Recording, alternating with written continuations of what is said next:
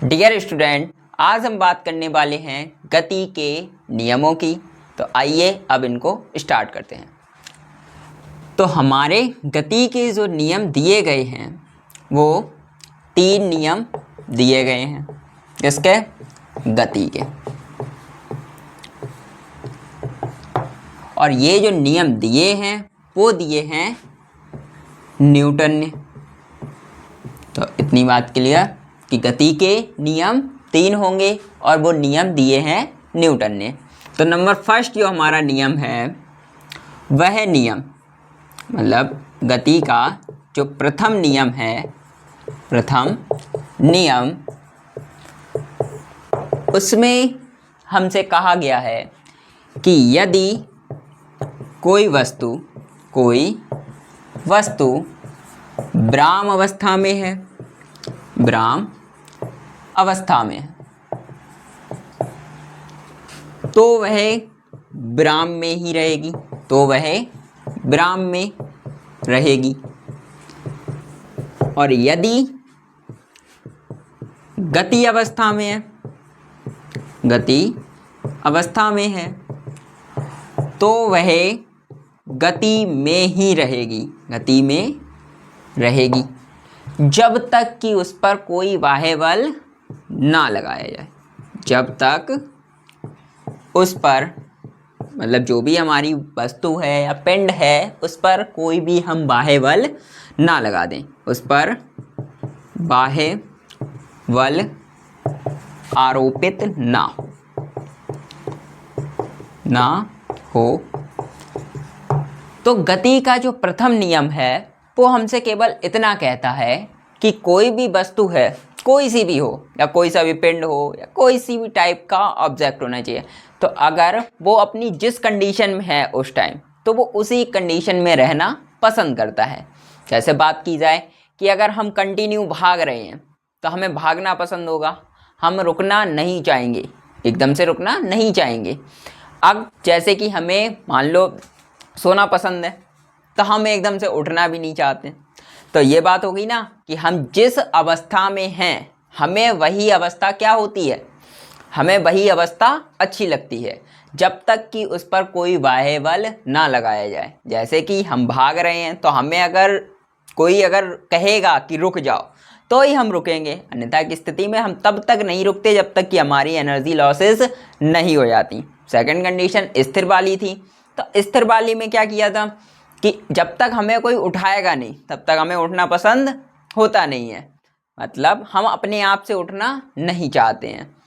तो इस टाइप से जो वस्तु जिस अवस्था में है वह उसी अवस्था में रहना चाहती है।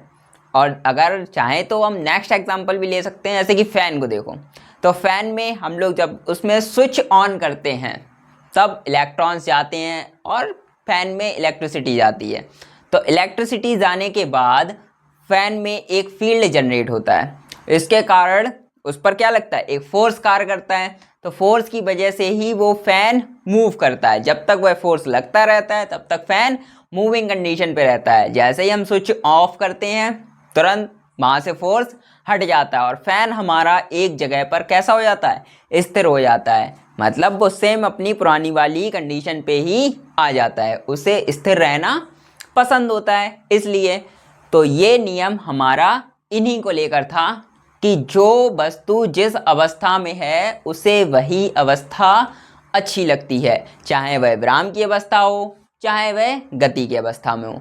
वो उस वस्तु पर डिपेंड करेगा कि वो कौन सी अवस्था में है। अगर विराम में है तो विराम में रहेगा, गति में है तो गति में उसे रहना पसंद होगा। अब बात की जाए तो इसे हम एक नए नाम से भी जानते हैं, उसका नाम क्या है, जड़त्व का नियम। यह क्वेश्चन पेपर में पूछा जाता है कि गति के प्रथम नियम को हम किससे और जानते हैं, तो वो कौन सा हो गया, जड़त्व का नियम भी हम इसको कहते हैं, जड़त्व का नियम भी।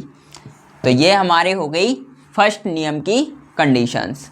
तो अब बात करेंगे हम गति के द्वितीय नियम की, गति का सेकंड रूल या फिर द्वितीय नियम। ये तीनों नियम न्यूटन ने ही दिए हैं, तो इसका जो सेकंड नियम है उन्होंने इसके बारे में क्या बोला हुआ है। तो जो सेकंड नियम है उसमें बताया गया है कि किसी वस्तु पर लगाया गया बल, किसी वस्तु पर लगाया गया बल या बाह्य बल, क्योंकि हम ज़्यादातर किसी भी वस्तु पर बाहर से ही बल लगा सकते हैं, मतलब ज़्यादा मात्रा में। अंदर हम किसी वस्तु के घुस के कैसे बल लगा सकते हैं, नहीं ना, पॉसिबिलिटीज ज़्यादा नहीं होती हैं। तो किसी वस्तु पर बाहर से लगाया गया बल उस वस्तु की संवेग परिवर्तन दर के समानुपाती होता है। तो वस्तु पर लगाया गया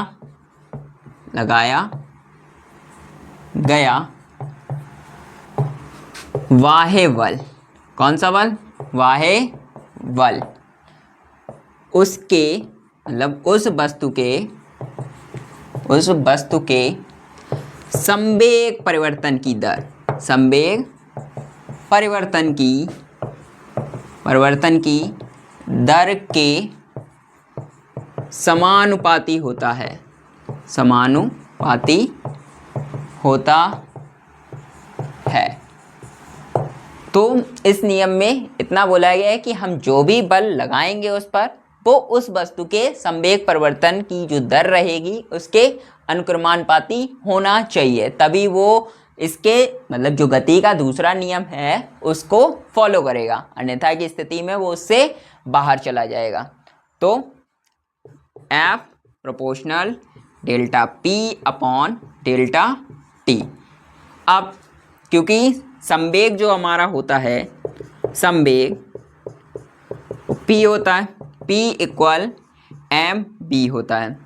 अब कोई भी द्रव्यमान का हमारा क्या है, पिंड है, कोई भी द्रव्यमान का हमारा पिंड है, उसका मास हमने ले लिया m, और ये क्या हो गया delta v upon delta t। मास जो हमारा मतलब इसका द्रव्यमान है उसके आगे हमने डेल्टा का साइन इसलिए नहीं लगाया क्योंकि चाहे वो जो भी पिंड है हमारा, चाहे वो कितनी भी गति करे, वो अपना वेट थोड़े नहीं बदल देगा। कि हमने मानो यहाँ से हमने इस वाले पॉइंट से स्टार्ट किया, वो 5 kg का था और वो इस वाले पॉइंट तक पहुँचा, तो हो सकता है वो 4 kg का ही बचा हो या फिर 2 kg का ही बचा हो। तो ऐसा कुछ क्या नहीं ना, तो मास हमारा बदलेगा नहीं जब तक हम इसी अर्थ पर हैं। अब ऐसा नहीं कि यहाँ से तुम लेके सीधा चांद पे पहुँच गए तो वेट कम हो जाएगा, या किसी और ग्रह पर चले गए, तो अगर वहाँ जाओगे तो उनके हिसाब से कंडीशंस वेरी करेंगी। जबकि तुम अर्थ पर ही रहोगे तो उसका वेट चाहे इंडिया में तौलो तो उतना ही रहेगा, अमेरिका में चले जाओ तो भी उतना ही रहेगा, बस यूनिट्स चेंज हो सकती हैं, वो अलग बात है, बट वेट एज सेम रहेगा। तो जो डेल्टा m हम नहीं लगाएंगे, केवल m रहेगा। v क्योंकि वेग हमारा क्या रहेगा, मानो हमने 0 से चलना स्टार्ट किया था, अब वो कुछ भी उसकी स्पीड हो सकती है, मानो 5 मीटर पर सेकेंड हो, इस टाइप से उसकी स्पीड क्या रहेगी, चेंज हो सकती है। तो जबकि मास चेंज नहीं होगा। टाइम तो वैसे भी पता है कि टाइम अभी हम यहाँ से चले तो 1 सेकेंड पे चले, जब तक हम आगे पहुँचेंगे हो सकता है टाइम 2 मिनट हो जाए। तो बात क्लियर। तो delta B upon delta T हो गया। एफ इक्वल, अब delta V upon delta T क्या होता है, तो वेग परिवर्तन की दर क्या कहलाती है, त्वरण कहलाती है। तो यहाँ पर हम लिख ले रहे कि delta V upon delta T हमारा क्या हो जाएगा, त्वरण। त्वरण मतलब ए। तो एफ इक्वल क्या आ गया हमारा, एम इंटू ए, जिसको हम लोग बाद में बोलते हैं कि जो फोर्स होता है हमारा वो द्रव्यमान इंटू त्वरण के कैसा होता है, बराबर होता है। हम बोल सकते हैं कि द्रव्यमान और त्वरण के गुणनफल के भी बराबर हो सकता है। यहाँ से आप बहुत सारी डेफिनेशन डायरेक्ट क्रिएट कर सकते हैं, बट ऐसा कुछ नहीं। जो हमें सेकेंड नियम है वो इन लाइंस के अकॉर्डिंग बताना है, क्योंकि इन लाइन से ही हम यहाँ तक पहुँचे हुए हैं। हमें किसी चीज़ का बेस क्लियर नहीं होगा तो हम उसके टॉप पर नहीं जा सकते हैं। तो बेस हमें क्लियर होना चाहिए, ये वाली लाइन पता होनी चाहिए, तब जाके आप इस लाइन को यहाँ पर सॉल्व कर पाएंगे। तो इतनी बात क्लियर। तो ये हमारा था गति का दूसरा नियम, जो भी बल लगाएंगे वह उस वस्तु के संवेग परिवर्तन की दर के बराबर होगा। और जो लास्ट में हमारा निकलेगा वो F इक्वल m इंटू ए निकलेगा। तो अब बात कर लेते हैं हम गति के तृतीय नियम की, मतलब तीसरे नियम की। तृतीय नियम, तीसरा नियम, थर्ड नियम, जो सही लगे। तृतीय नियम की, तो जो तीसरा नियम है वो भी न्यूटन ने ही दिया है। तो इस नियम में उन्होंने बोला है कि कोई वस्तु है, मतलब कोई सी भी वस्तु हो, पिंड हो, वो जितना हम उस वस्तु पर बल लगाएंगे, मतलब हम उस वस्तु पर जितना बल लगाएंगे,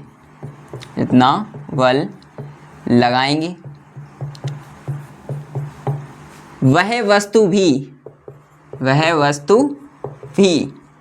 हम पर उतना ही बल लगाएगी। बट हमारी डायरेक्शन के विपरीत, मतलब हमारी दिशा के विपरीत, यानी कि अपोजिट हो सकता है। जो भी वो वस्तु हमारी तरफ बल लगाएगी उसकी डायरेक्शन कैसी होगी, चेंज होगी, हमारी डायरेक्शन के विपरीत होगी। तो जो गति का तीसरा नियम है, इस नियम में हमसे बोला गया है कि अगर मान लो किसी भी वस्तु पर जितना बल लगा रहे हैं, वह वस्तु भी हम पर उतना ही बल लगाती है। आप कहोगे कि ये फील कैसे होता, मान लो हम इस बोर्ड पर बल लगा रहे हो कि ये बढ़ जाए, उधर साइड चला जाए, तो ऐसा नहीं हो सकता ना, कि क्योंकि वो हमारी रेंज के अकॉर्डिंग बहुत बड़ी भी है, मतलब बोर्ड भी बड़ा है। इसके बाद बात की जाए, इसका वेट बहुत ज़्यादा होगा।